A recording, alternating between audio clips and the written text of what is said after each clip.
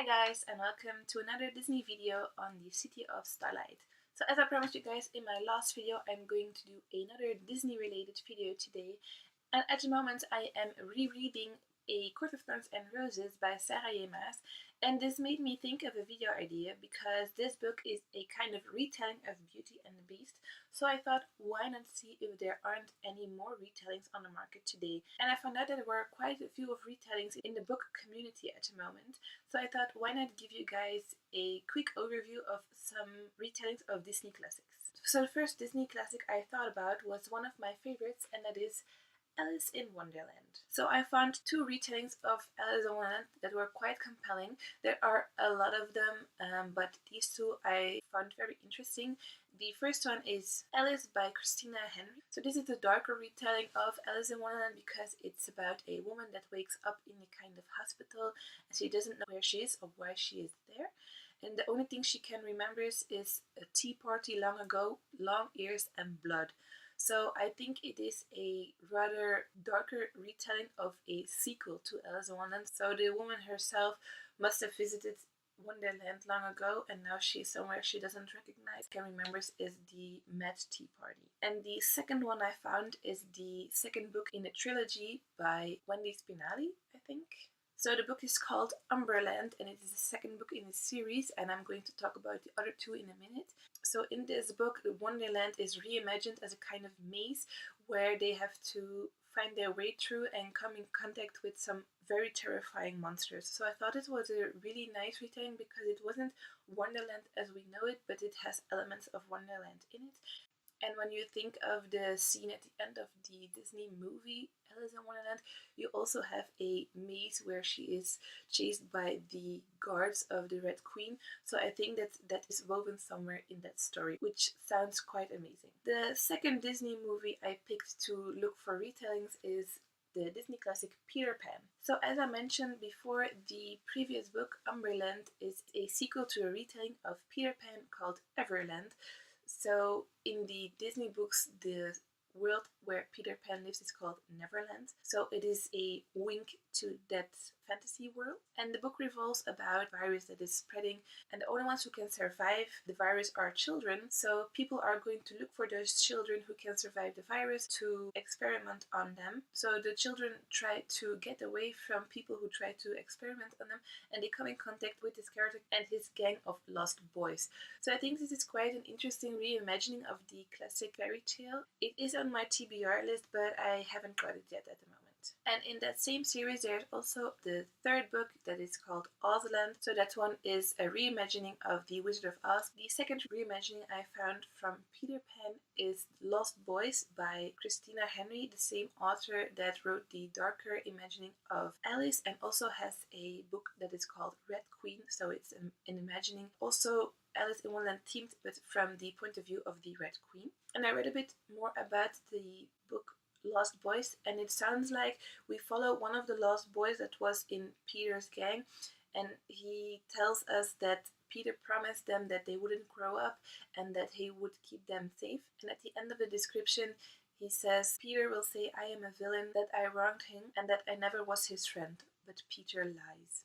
So I'm very interested in how this story is reimagined. So it sounds like the very cheerful Peter Pan that we all know from the Disney classic is turned to a more evil, sinister boy in this reimagining, and I think that would be quite interesting. For the third book, I chose Sleeping Beauty. For Sleeping Beauty, I found one more recent retelling, and that is Spindlefire by Lexa Hiller. And there is a sequel coming out, and that is called Winter Glass. So it's about Aurora, or Sleeping Beauty, and her sister, and when Aurora has fallen asleep when she pricked her finger at the spinning wheel, her sister is trying to find a cure for her, and of course the cure is the prince and the kiss of true love. So from the synopsis of the book, it sounds like quite a true retelling of Sleeping Beauty. So it's not a really reimagining.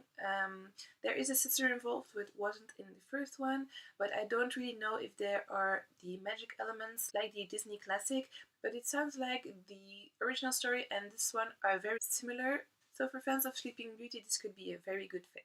Number 4 is Beauty and the Beast. So as I said, I am rereading A Court of Thorns and Roses by Sarah J. Maas.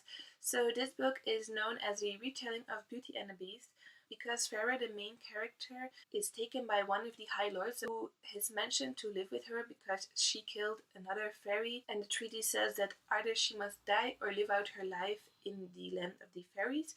And in the beginning she is full of hatred towards fairies because what they have done in the past to her people, and because she heard tales about how cruel they are and how much they like to hunt and kill humans.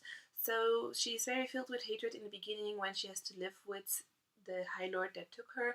But of course, in true Disney fashion, she is starting to warm up to her captor. It isn't a close retelling of the story because it's in a quite different setting, but I like it very much, and the message is a bit the same. So it is really nice to read this one. It is one of my favorite books and favorite series overall, and this made me think of this video idea. The second retelling I found for Beauty and the Beast is Hunted by Megan Spooner. So this book is on my TBR for quite a while, so I hope to dive into it soon. But it is about a girl named Eva, and her father disappears in the woods and she is going to look for him, and in the woods she finds a castle and a beast living inside. So this seems like the exact beginning of the Disney version of Beauty and the Beast, so when Belle, her father's, get taken by the beast into his castle. So I'm quite interested if the rest of the story will be rather the same as the Disney tale or that it would be quite different. So I hope to dive into this soon, and I will let you guys know if it is a retelling or a reimagining. Last reimagining of Beauty and the Beast is Cruel Beauty by Rosamund Hodge. So this is the first book in what is at the moment I think a duology, and it is a reimagining of Beauty and the Beast, and it is about a girl named Nyx who is betrothed to an evil ruler of another kingdom, and she isn't quite happy with this arranged marriage, so she's making a plan to seduce him, get close to him so she can destroy his castle, his kingdom, and the curse that lay upon her people. So it sounds like this is again a darker version of the fairy tale, but in the description you could also see that there were romantic feelings brewing, so I do think that in the end it will be a fairy tale, but the beginning seems far darker than the original tale. So the second one in the Cruel Beauty duology is called Crimson Bound.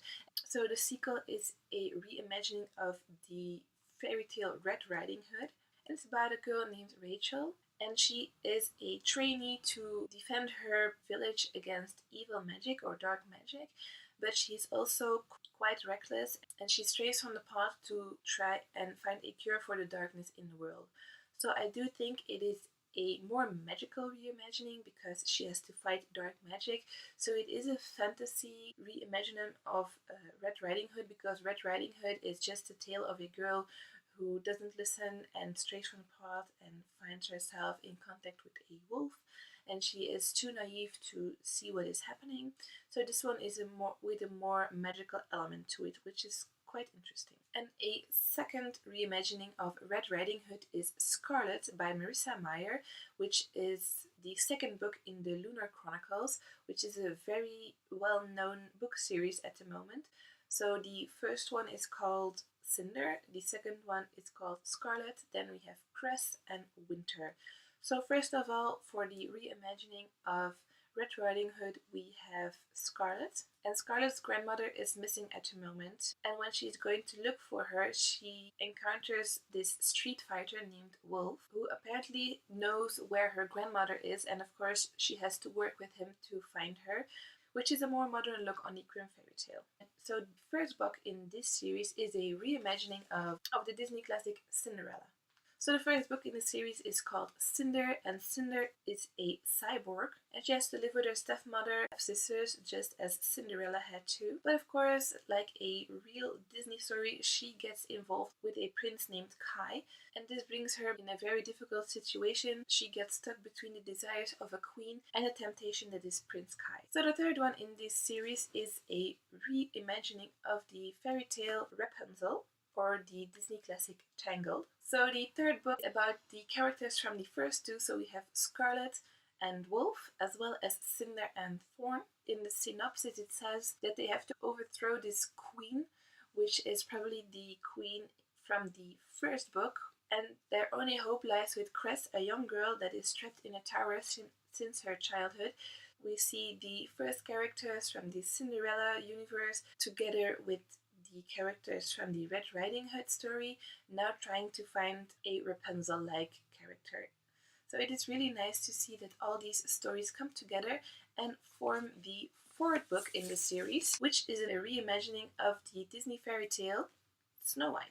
So the last book in the series is called Winter, and here we see the previous characters from Cinder, Scarlet and Cress coming together with this character named Winter, who is known for her grace and kindness and for her beauty. I do think that it is quite a unique look on so many Disney classics and fairy tales, and it is really nice to see that they included characters from the first books until the end. So all these Disney princesses, or reimaginings of Disney princesses, have to work together to fight this evil queen. I didn't know this series before and I haven't read it at all, but I heard very good things about it. After reading all the synopsises and seeing how the story evolves throughout, I do understand why this should be a very enjoyable book series.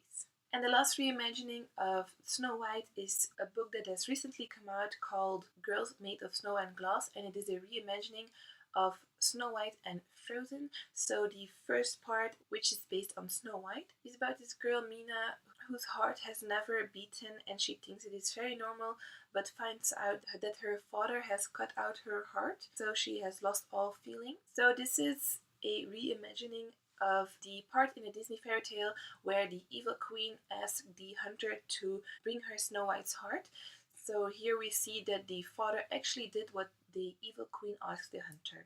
And the second part is the Frozen part. The second main character in the story is Lynette, who looks just like her dead mother. And this is because her father made her out of snow to look just like her mother. So it isn't really a true Frozen retelling, but it does have some elements of it. And in this story we see that these two characters are rivals and only one can win all and the other has to lose everything unless they can try and reshape themselves and their stories. So I do think that there are quite some elements from these two Disney classics in there and that they have to try and reinvent themselves to be able to live together. Okay, so that was it for retellings of Disney stories. If you have other retellings of other Disney classics, please leave them down below. I am very interested to see what kind of other retellings are out there, and I will keep you guys posted on the retelling of Beauty and the Beast, Hunted by Megan Spooner.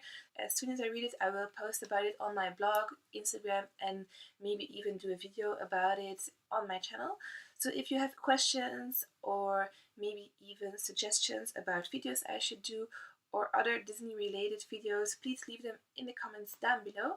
And if you want to follow me on my Instagram, check it out. They are in the description as well as a link to my blog. So I hope you liked this Disney video. There will be one more Disney video up next week to end this Disney themed month. So I hope you enjoyed these videos and I hope to see you in my next video. Bye!